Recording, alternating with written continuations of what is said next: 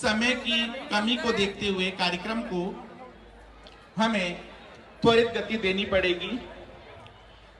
जिला collector madam से निवेदन है कि माननीय मुख्यमंत्री महोदय का स्वागत पुष्प गुच्छ के माध्यम से करें।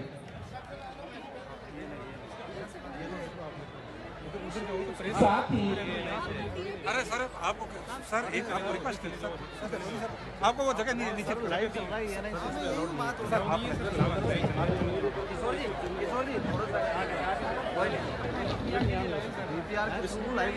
आप यहाँ लगा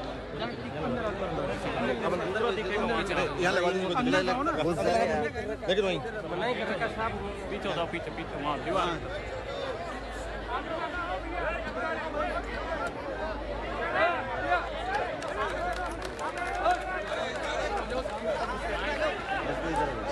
साथ में तीर्थराज पुष्कर महाराज की तस्वीर भेंट करने के लिए मैडम से निवेदन। साथ में निवेदन हमारे बीच मौजूद कैबिनेट मंत्री श्री सुरेश सिंह जी रावत, आपसे भी सादर निवेदन कि आप भी तीर्थराज पुष्कर ब्रह्मा जी की तस्वीर को भेंट करने में गरिमा में उपस्थिति दर्ज करें।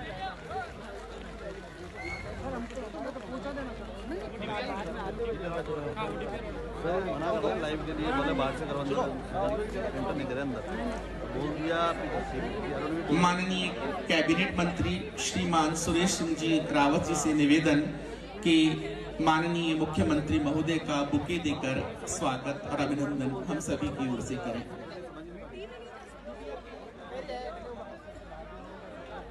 स्पीड सर मेरी आ रही है, की आ रही है मेरे तो सर्वर पे तो बता रहा है ये 2.92। 51 किलो की माला ग्राम पंचायत गनाहेड़ा के सरपंच एवं प्रतिनिधि श्री मांगीलाल जी, मेवा सिंह जी, महेंद्र सिंह जी मझीवला, सरपंच श्रीमती लीला देवी, आप सभी के द्वारा, और साथ में दूसरी माला श्री अमित जी बंसाली एवं श्री अर्जुन सिंह जी रावत और उनके साथ उनकी युवा मोर्चा टीम के जितने भी अतिथिगण हैं उनके साथ मौजूद समस्त पदाधिकारियों से निवेदन है कि मंच पर हमारे माननीय यशस्वी मुख्यमंत्री का 101 किलो की माला पहनाकर हम सभी की ओर से हार्दिक स्वागत और अभिनंदन करें।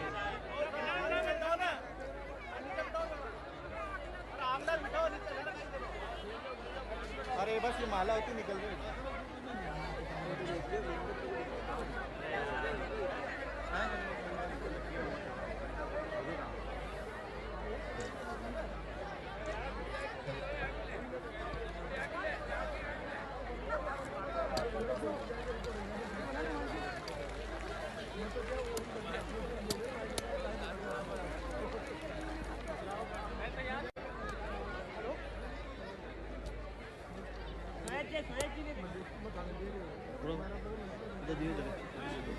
लोग चिल्ला रहे यार, ये थोड़ा थोड़ा सा किसी को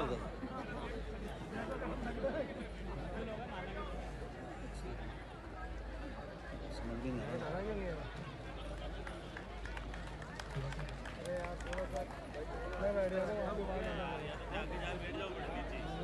तो इधर ही बैठे थे यार भाई साहब।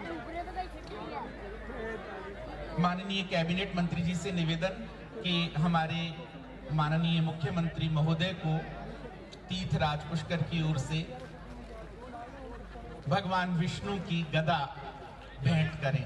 जोरदार तालियों के साथ, आपकी ऊर्जा में कमी नहीं आनी चाहिए।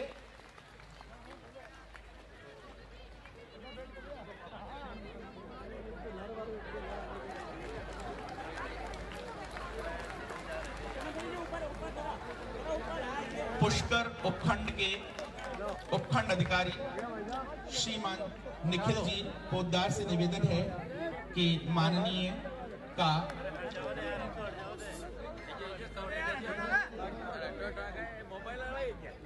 स्वागत और अभिनंदन करें। माननीय मंत्री जी का स्वागत और अभिनंदन करें।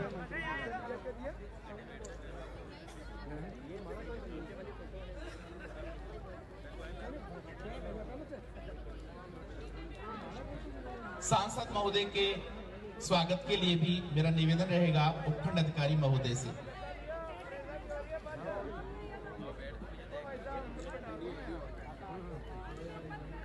समय की कमी को देखते हुए हम स्वागत सम्मान की कड़ी को यहीं विराम देंगे और बिना किसी समय की सीमा को आगे तक खींचे हुए मैं स्वागत उद्घोषण के लिए निवेदन करना चाहूंगा कि माननीय हमारे कैबिनेट मंत्री श्रीमान जी सुरेश सिंह जी रावत मंच पर पधारें और मुख्यमंत्री महोदय का शब्द सुमनों से स्वागत करें। एक बार सभी पुष्कराज महाराज का जयकारा लगाएंगे।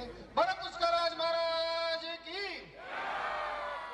भाई आज हम सबका परम सौभाग्य है कि अपने बीच में राजस्थान के लोकप्रिय जन जन के हृदय सम्राट, चमत्कारी व्यक्तित्व के धनी और 24 घंटे में से 18 से 19 घंटे काम करने वाले ऐसे हमारे प्रदेश के लोकप्रिय मुख्यमंत्री परम श्रद्धेय भजनलाल जी शर्मा साहब पहली बार तीर्थराज पुष्कर की धरा पे पधारे। एक बार जोरदार तालियां बजा के इनका वंदन और अभिनंदन करिए। साथ ही माननीय मुख्यमंत्री जी, आपके स्वागत के लिए सुबह से ही सब लोग पलक पावड़े बिछा के इंतजार कर रहे थे और हर कार्यकर्ता के अंदर, हर जनता के अंदर, आम जनता के अंदर एक हर्षो उल्लास पहली बार मुझे ऐसा देखने को मिला। इसके लिए मैं भी हृदय के अंतकरण से आपका स्वागत और अभिनंदन करता हूं। साथ ही ये जो कैंप चल रहा है, कैंप के अंदर हमारे केंद्र सरकार की योजनाएं गांव-गांव, ढाणी-ढाणी ये रथ पहुंचकर केंद्र सरकार की जन कल्याणकारी योजनाओं का जो जन जागरण कर रही है, तो मैं माननीय मुख्यमंत्री जी को धन्यवाद देना चाहता हूं कि आप अपन सब लोग अखबार में, टीवी में देखते हैं कि माननीय मुख्यमंत्री जी हर दिन कहीं न कहीं कैंप में जाते हैं और मॉनिटरिंग करते हैं। और हमें जब से आप मुख्यमंत्री बने तब से जनता के हित के अंदर ऐतिहासिक फैसले रोज नत नहीं आप सौगात दे रहे हैं। इनके लिए मैं आपका हृदय से आभार प्रकट करता हूं। और क्योंकि आप मुख्यमंत्री बने हैं और आपने तीर्थराज पुष्कर को भी एक सम्मान दिया, उसके लिए भी मैं आपका हृदय से अभिनंदन करता हूं। एक बार जोरदार आप सब ताली बजा के वंदन करें, अभिनंदन करें। और माननीय मुख्यमंत्री जी, हम आपको विश्वास दिलाते हैं कि आपकी जो भी योजनाएं हैं, जन कल्याणकारी योजनाएं हैं, वो हम सब लोग मिलकर जन जन तक पहुंचाएंगे। एक बार पुनः मैं आपके हृदय के अंतकरण से स्वागत करता हूं, आप सबका अभिनंदन करता हूं। क्योंकि समय की कमी है, इसके लिए आप सबका बहुत बहुत धन्यवाद और आपका पुनः स्वागत। राम राम साहब, जय श्री राम। और अब वह पल आ चुके हैं जिन पलों का हमें बहुत देर से इंतजार था। मेरा सभी इन महिलाओं से निवेदन है कि जो हाथ में तख्तियां ली हुई हैं उसको ऊंचा कर हम जोरदार मुख्यमंत्री जी का स्वागत करें। और मेरा निवेदन रहेगा माननीय मुख्यमंत्री महोदय से कि आप मंच पर पधार कर पहले हमें शपथ दिलवाएं और शपथ के बाद अपना उद्बोधन प्रदान करें। आप सभी लोग अपने स्थान पर खड़े होकर शपथ लेंगे। आप सभी से निवेदन, जितने भी गणमान्य नागरिक अपने स्थान पर खड़े होकर शपथ लें।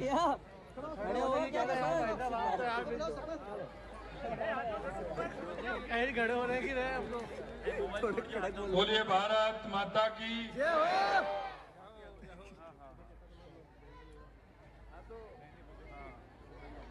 हम शपथ लेते हैं कि भारत को 2047 तक आत्मनिर्भर और विकसित राष्ट्र बनाने के सपने को साकार करेंगे। गुलामी की मानसिकता को जड़ से उखाड़ फेंकेंगे। देश की समृद्धि विरासत पर गर्व करेंगे।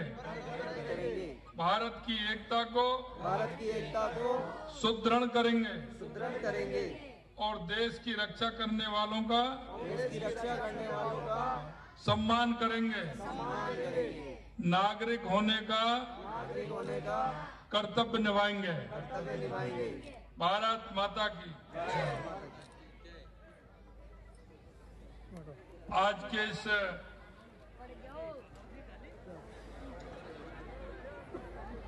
गाना हेड़ा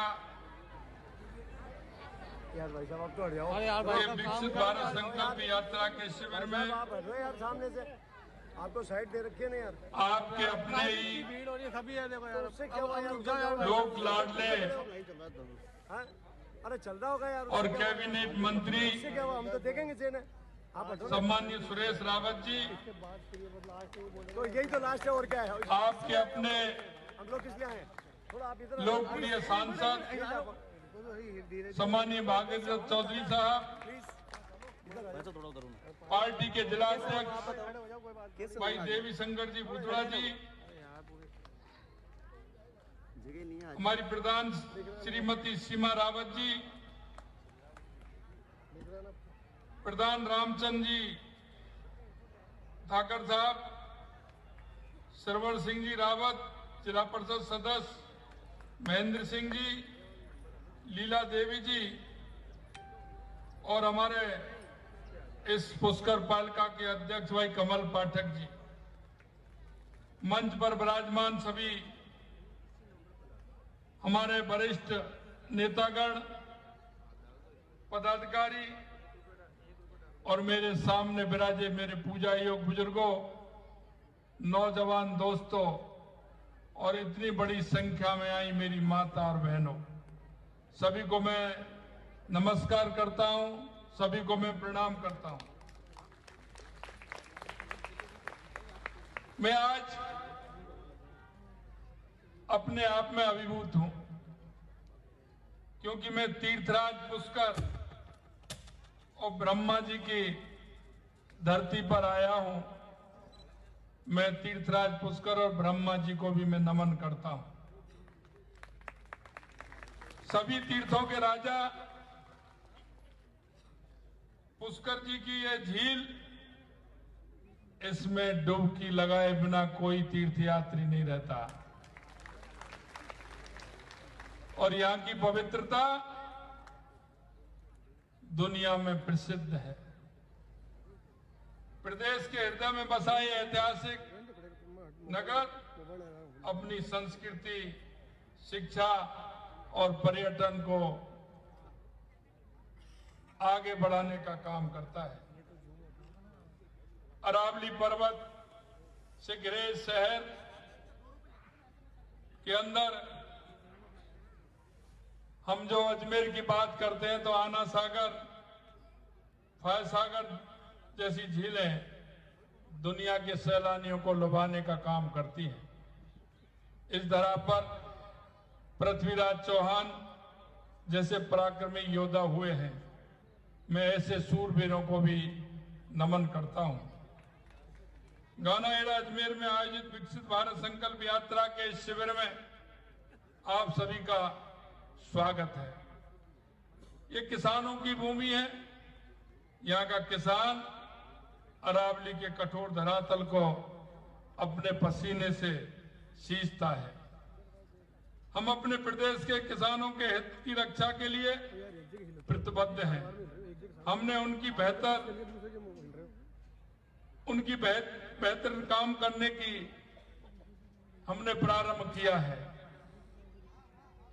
मैं आपको बताना चाहता हूं, हमारे देश के यशस्वी प्रधानमंत्री सम्माननीय नरेंद्र मोदी जी गांव दाढ़ी में बैठे उस किसान की चिंता करते हैं, उस गरीब की चिंता करते हैं, उस मजदूर की चिंता करते हैं, उस भाई की चिंता करते हैं, बहन की चिंता करते हैं, युवाओं की चिंता करते हैं।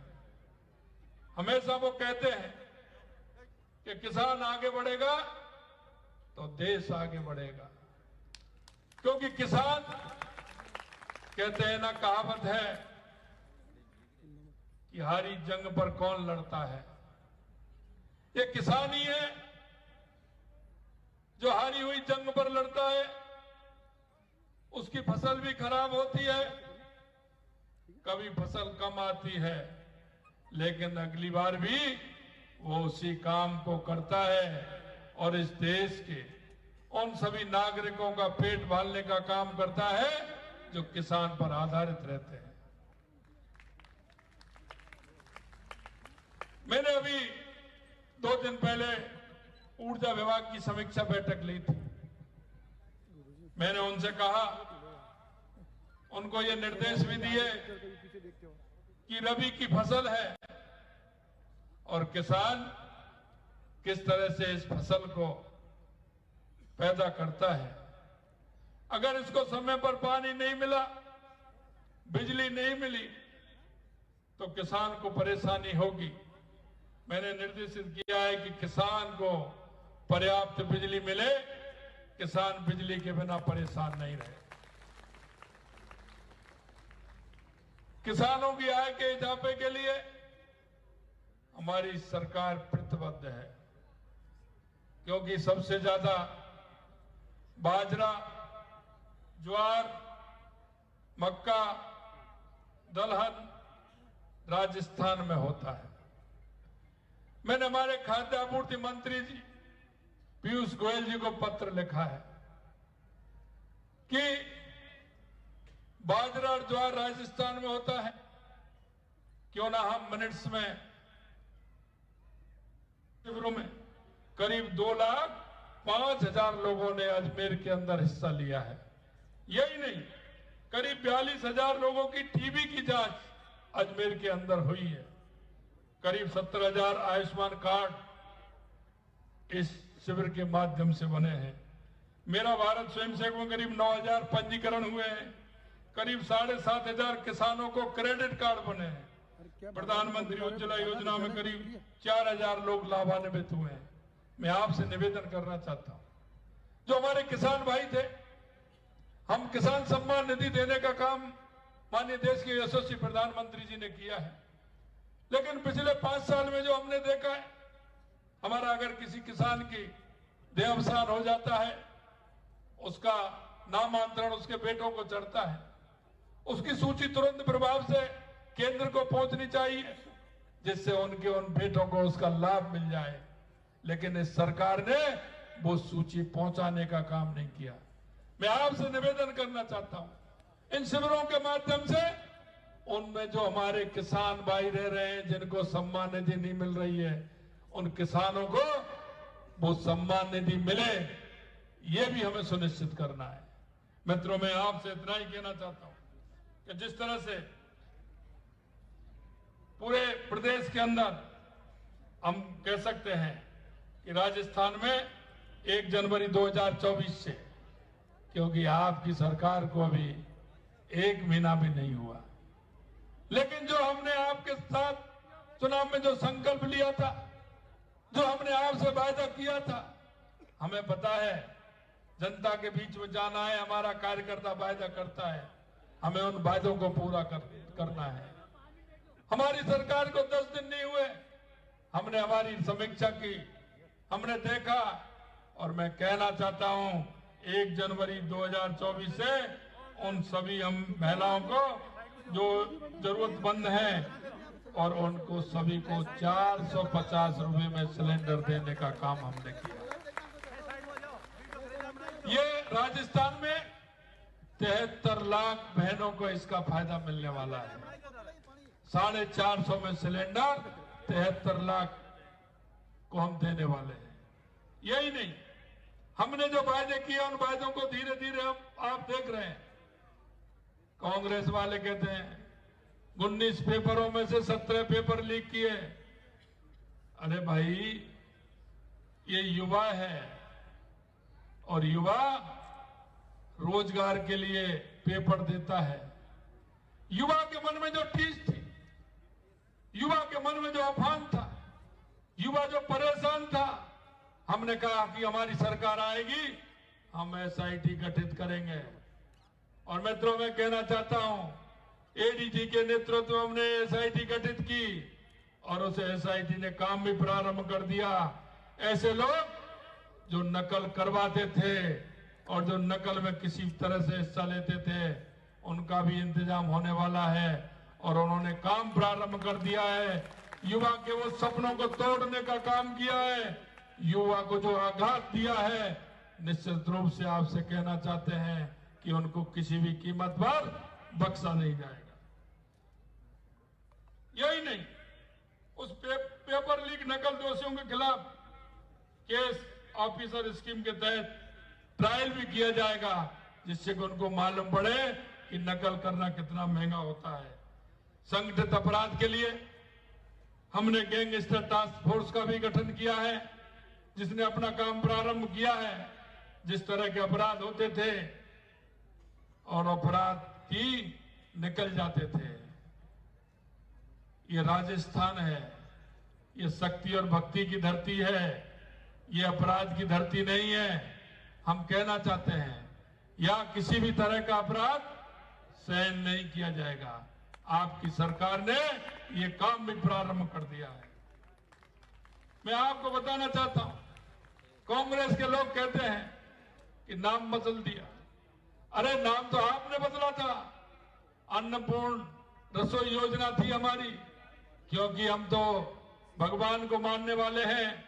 तो हम खेत के अंदर पहली बरसात होती है, आषाढ़ के महीने में जब हम जाते हैं, जब बीज बोने के लिए जाते हैं, तो वहां भी हमारा किसान जब जाता है तो पहले ही धरती माता को छू करके ये कहता है कि हे मां धरती मां, हमको भी देना, पक्षियों को भी देना, पशुओं को भी देना, मेरे घर पर आए अतिथियों को भी देना, और जो कोई किसी तरह का भिक्षु आता है उसको भी देना, जो हमसे आस लगा करके आता है उसको भी देना। हम इस बात को मानते हैं।